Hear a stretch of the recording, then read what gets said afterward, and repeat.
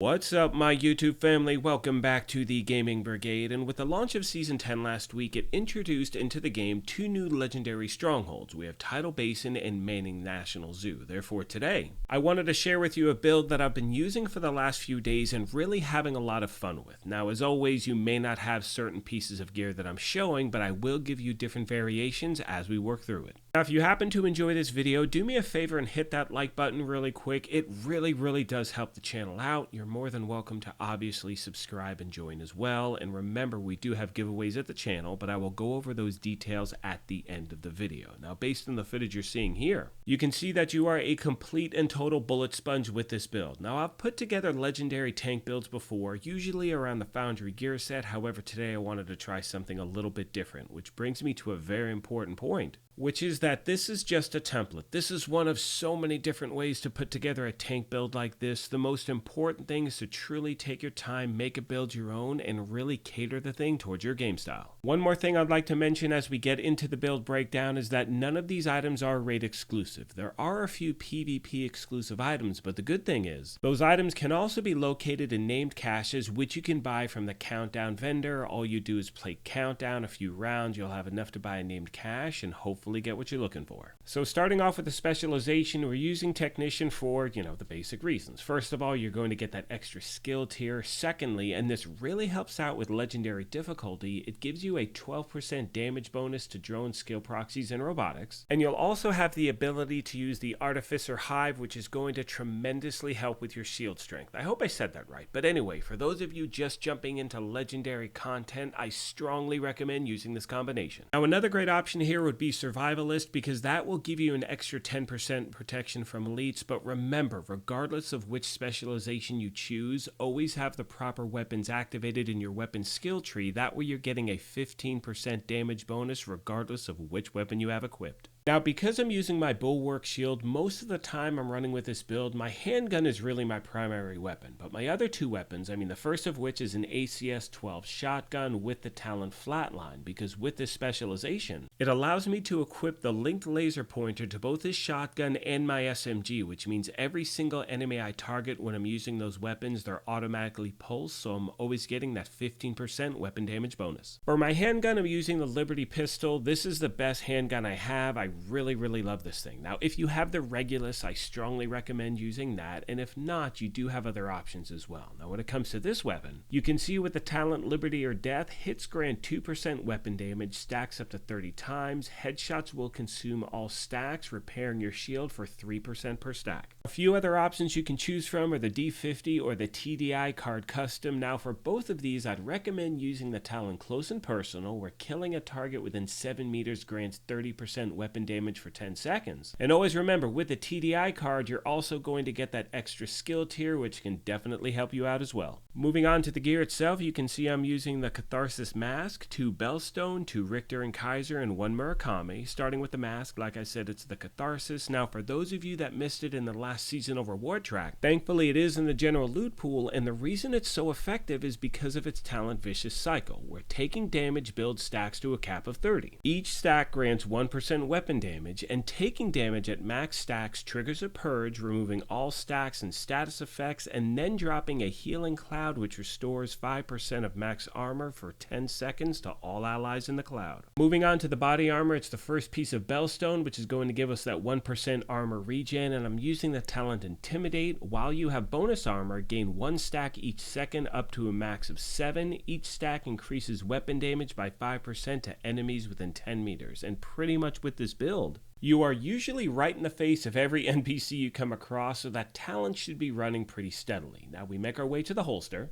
and I'm using the named Forge holster by Richter and Kaiser for a few reasons. First of all, you're getting the 20% incoming repairs, but secondly, you can see you have 50% shield health, and because you're always in the face of NPCs and they're pretty damn strong, it definitely helps you out. Once again, for those of you that may not have it, it is in the general loot pool. I recommend farming Countdown. They seem to drop like crazy there. And you can see with my attributes, and this goes for pretty much every single piece that I have, I want to run either armor regen, explosive resistance, and when I can add something, I'm always adding protection from elites. Next, my friends, we have the knee pads, and these are the Murakami named knee pads Emperor's Guard. Now these are a PvP exclusive. However, you can get them from named caches. So again, farm countdown, earn resources, buy those caches. Hopefully you get lucky. Now this has 1% extra armor regen. And I also have 10% hazard protection on there. Honestly, I wish that was explosive resistance. Now, if you do not have these in the meantime, I suggest rolling a third piece of Bellstone on there because that is going to give you another 20% incoming repairs. Moving on to the gloves, they are the second piece of Richter and Kaiser, which gives us a 10% explosive resistance. Now, I got these yesterday. It was the perfect drop, totally god rolled. I mean, I maxed out the core attribute, but you can see this dropped with maxed out armor regen and maxed out explosive resistance. That's exactly what I was looking for, so it happened to be perfect for this build. And finally, my friends, we have the backpack,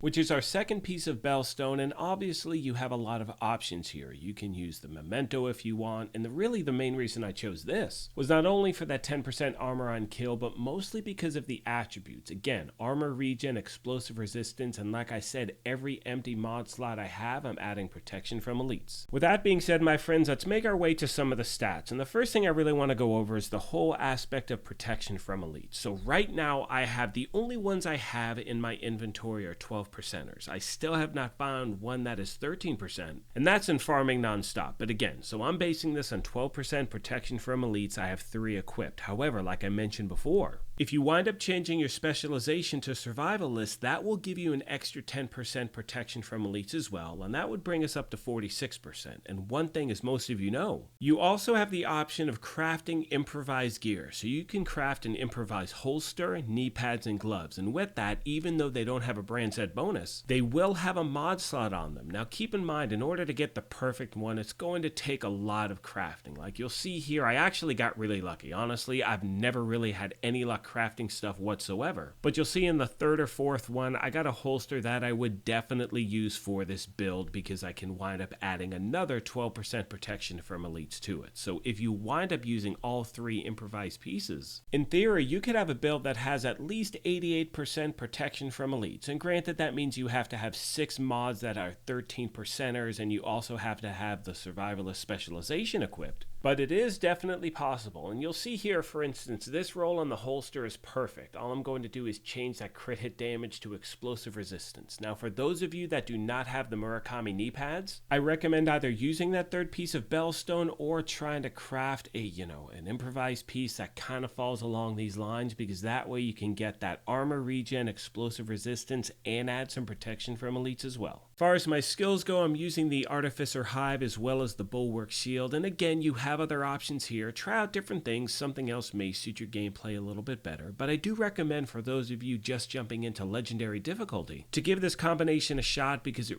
really does help with your survivability. And as I start to wrap this thing up, most of you know by now that one of my favorite aspects about putting these build videos together is the family that we have at the channel. So as always, if you have any tips or tricks you want to pass along to new and returning players, please let me know in the comments section, as the main goal is to try to help out as many people as we can. The other thing I'd like to point out really quick is I am absolutely terrible using a handgun. And it's funny because in every single legendary build I put together, and this has to do with a tank build like this, I always say, next time, I'm going to work on my aim and I'm going to work. I never do. I never work with my handgun. But the point is, the more efficient you become with a build like this, the faster you can clear stuff. As always, I want to take a moment and thank you all for your incredible support of this channel. I'm really happy in the direction the game is moving, and as always, if you have any questions, comments, or feedback, please let me know and I will try to get back to you as quick as I can. Now, as I mentioned at the beginning of the video, we do have giveaways here. Our current one is for a PlayStation 5, and all you need to do to enter is either subscribe here or follow on Twitter, and the winner will be announced on October 2nd of this year. On that note, I'm going to let the rest of the video play out. Like I mentioned at the beginning of this thing, if you could take a quick second and hit that like button, it really does help the channel out. You could also subscribe or join if you want, but most importantly, take care of yourselves, be kind to each other, and we will talk to you soon. Thanks again, everyone.